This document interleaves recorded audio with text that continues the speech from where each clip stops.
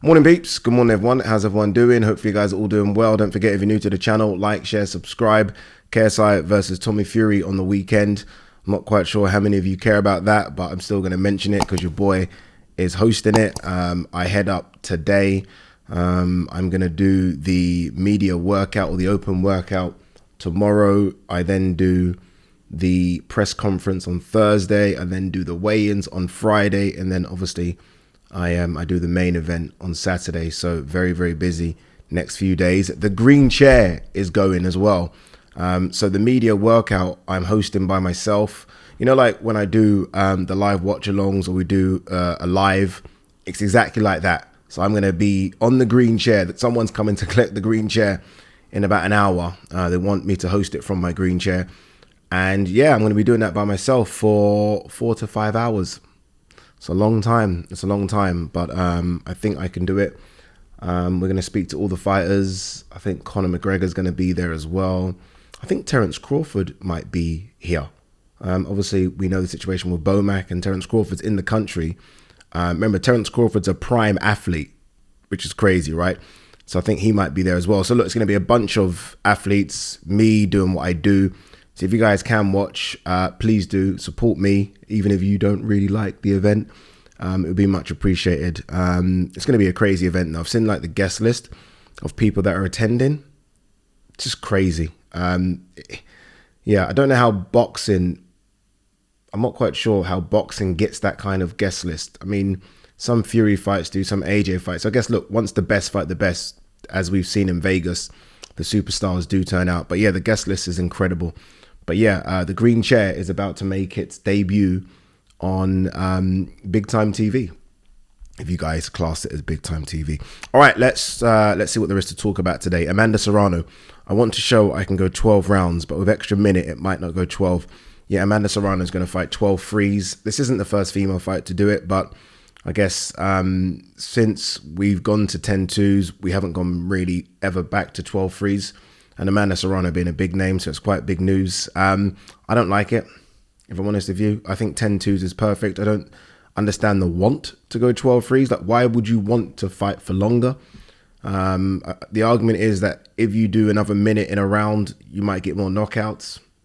Yeah, I guess there can be something that, right? I mean, knockouts don't just come from big shots. Sometimes they just come from exhaustion. So maybe there is a bit of that. But I think it's a big jump. I think 10 twos, 20 minutes, 12 threes. What's that, 36? Is my maths right?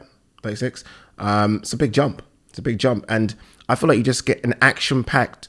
Every time I watch the best female fights, you get an action-packed 2 minutes because it's only 2 minutes. 3 minutes, like most guy fights, I think, you know, there's going to be a bit of a standoff for a minute and then they're going to go for it. So I don't understand it. I don't like it. Hopefully it isn't sort of here to stay. Again, I think 10 twos is perfect. I'd love to see some guys do 10 twos. I think it would be an action-packed 2 minutes. 3 minutes, not for me. De La Hoya warns Ryan Garcia and Oscar Duarte. He's a beast. Yeah, I mean, look, he's only lost once. We don't know what Ryan's going to look like under Derek James. We don't know where his mindset's at. We'll see. Look, Ryan should win, but this is boxing. It doesn't always go that way. Devin Haney gives his thoughts on Regis Prograis. He's good, but I'm on a different level. Yeah, I'm looking forward to that one. It's a shame I'm not doing the face-off. There is a face-off. I'm not quite sure who's doing it. I am actually, but I'm not sure if that's been confirmed yet. Because these two will go at it. These two will go at it 100%. I don't even think the face-off makes it to the end. I really don't. I think they're going to try and swing. But I think it's a good fight. It's a fight that I think maybe deserves a bit more press because it's a big fight. I mean, Haney, undisputed at 135, going up to challenge maybe the best 140 pounder. There's a debate, right? Him or Tio. It's a good fight. It's a very, very good fight. Have DAZN made a mistake chucking it on pay-per-view? I guess we'll find out. We'll find out once the numbers come in, but I like it. I think it's 2 years yesterday. Am I correct? I think it is 2 years yesterday since we saw one of the best heavyweight fights we've ever seen in Fury versus Wilder 3. I've been seeing it do the rounds and it made me want to watch it again. And I did. And I mean, the sheer will of Fury, the heart of Wilder, insanely good fight. Insane. And it's funny because it's the fight that no one wanted. You remember that? It was all like, all systems go for Fury AJ. Remember Tyson Fury announcing, yeah, we've got the fight, blah, blah, blah. Thank you, Daniel Kinahan or something. I can't remember what it was, something along those lines. So it's a fight we didn't really want just because of the way in which Fury easily beat Wilder the second time round. But Wilder came back, hooked up with Malik Scott, put on some muscle, and he's, at the start of the fight, he's almost praying or saying something to Fury. I think he's praying to himself. And Fury's got that mean glare, remember it?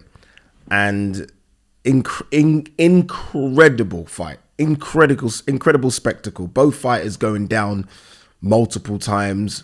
Again, that Wilder shot that he lands on the button with Fury, and the fat of Fury's body just wobbles. How Fury gets up. How Fury's power of recovery is insane. Like, Wilder must think, 1 second, I've fought you 3 times. I've knocked you down 4 times. I have no win. And I don't think he deserved a draw the first time around. So he's not beaten Fury. He's knocked him down 4 times. No wonder Wilder, like, Wilder must think, you can understand why Wilder, and it's wrong, I think he's wrong, but you can understand why Wilder thinks that Fury is cheating. The thing about Wilder's landed that punch on everyone else, and everyone else lays down and stays down.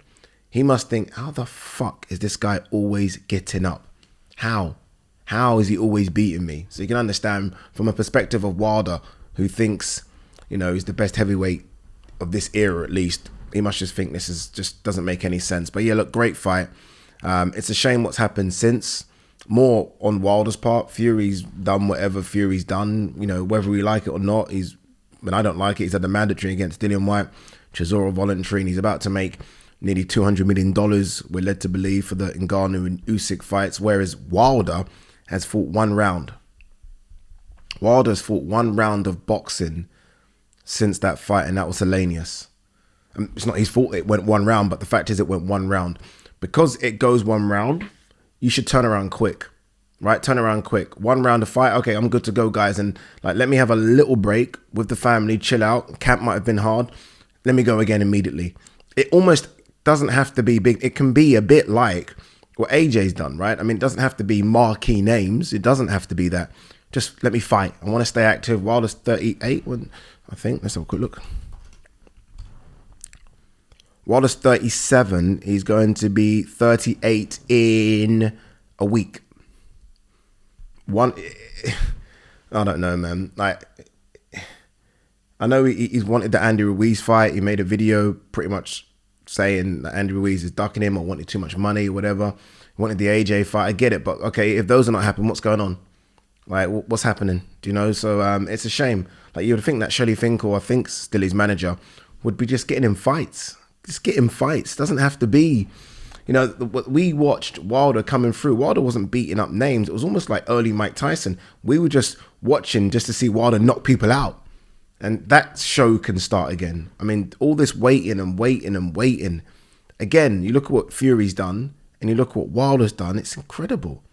Wilder has been the most inactive heavyweight of this era for the last 2 years. It's a shame. It is a big shame because I'm a big Deontay Wilder fan. Like, his ability to just the way Fury bashed him up, yeah, that second fight bashed him up. It was bad, wasn't it? It was bad. The towel came in. You know, all this talk about Wilder's face being slightly dented. Like, Fury beat him up. For him to say, fuck it, let's go again, is just like... And yes, okay, he's getting money, he's getting paid. But still, when someone smashes you like way Fury did, like, it was quite easy as well, wasn't it? It's quite one-sided. For you to say, fuck it, I want to roll the dice again, is just a mentality that we don't really see. It's incredible.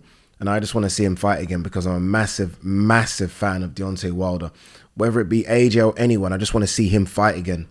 I'm desperate to see it, but I don't know, man. For now, I'm not quite sure. Like, I'd see Wilder versus Zhang, Wilder versus Joyce, Wilder versus Hrgovic, Wilder versus Sanchez. All these fights, Wilder, Bacoli, all of these fights. Doesn't have to be Wilder, AJ. There's so much more out there for him. But yeah. At this stage, again, 38 in a few days, I doubt that we are going to see him. I don't even know if we're going to see Wilder fight again. I don't know. It seems like it's AJ or bust. That's what it seems like. And the money doesn't seem to be there for AJ. Billy Joe Saunders, I'll let Ben take care of Eubank at 160. I'll finish him off at 168. I don't know if Ben takes care of Eubank. I don't know. I'd make Eubank a big favourite in that fight. Big favourite. Big favourite. I mean, we've never seen Ben at 160. We've never seen Ben fight a caliber of fighter that Eubank is. Now that Bomac is free as well, Bomac, I wonder if Bomac can come back to the UK. I'm not quite sure, but Bomac, another camp with Eubank's going to look a lot better. Like, Eubank looked a lot improved, vastly improved under Bomac. Another camp, mate, yeah, so I don't know. And as for Billy Joe Saunders at 168, I was lucky enough to be a couple of seats away from Billy Joe Saunders. Obviously, he was commentating and working on the DAZN broadcast.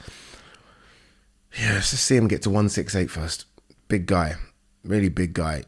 Looked like if I'm around, what am I now? Around 190. I'd say he's about 220. I'd say he's about 220, 210. 168 is a long way away, my friend. A long way away. Bit here about Bomac McIntyre. Received 20 months suspended sentence, free to return home. Look, all in all, I'm happy. But fuck me, he's carried a loaded gun through customs. Like, if his name wasn't Bomac McIntyre and we heard that story, none of us would be like, free him, free Bomac, free Bomac. It's crazy. It's crazy. Again, look, I've met Bomac. I've spoke to Bomac. Great guy. But it still doesn't sort of cover up the fact that this man tried to take a loaded gun through customs. I do think a lot of people, famous people, have come out and spoke on his behalf, hence why he has been freed, and hopefully he doesn't make such a stupid mistake again. Gilberto Ramirez, I want to be the first Mexican cruiserweight champion, eventually fight Canelo. Well, obviously that's not going to happen because you just keep on going up in weight. And Canelo, I don't think, revisiting that 175, let alone cruiserweight. Like, so you're not going to fight Canelo. Let's just see what you can do against the cruiserweights out there. Jai Patai would smoke him.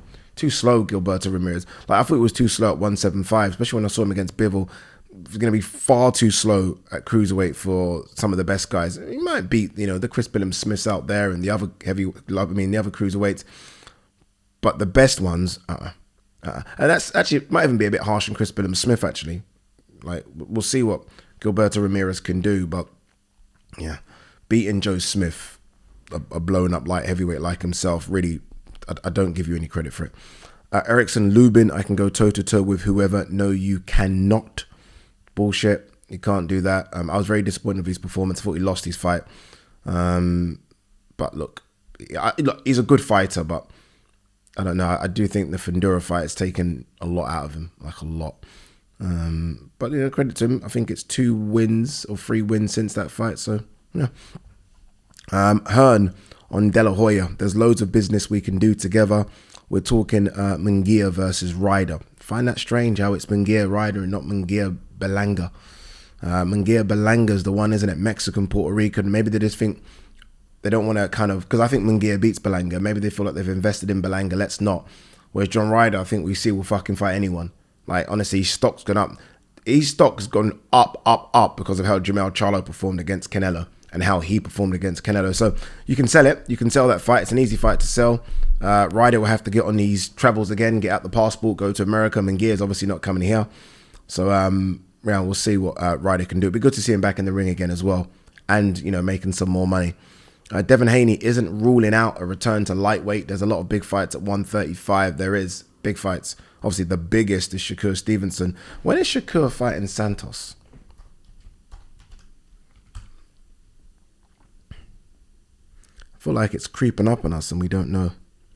Oh, okay, it's still a while away. 16th of November.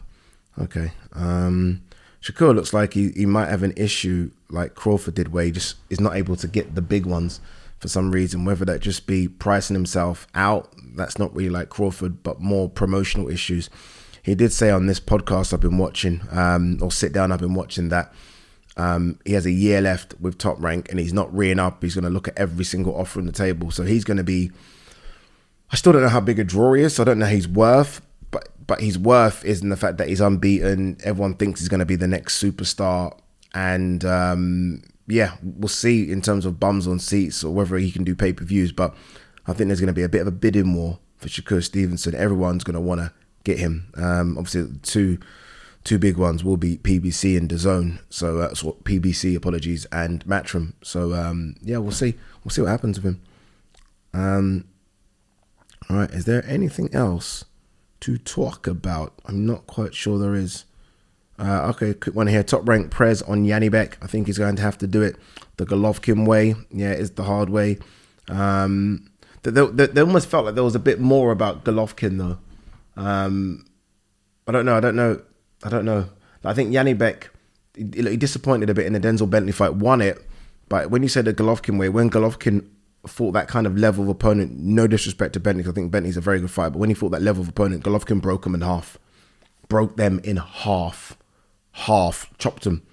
Janibek hasn't done that. He's obviously trying to talk that way, but it isn't Golovkin. So I don't know if there will be any interest. How old is Mr. Alam Kanali? He's fighting this weekend, by the way. Unification fight against that Italian that's got the title. The fact that no one's even talking about it and Box Records just crashed. Wait, let's see if I can find it anyway. He is 30. He is fighting Vincenzo Gualtieri, who I think is did he pick up the belt that Golovkin vacated? 30 years old. The IBF belt that Golovkin vacated, he picked up, or he won it it was a vacant belt at the time. He won it against Esquiva Falcao. Has fought absolutely nobody. No one cares about this fight. The middleweight division is awful. Peace.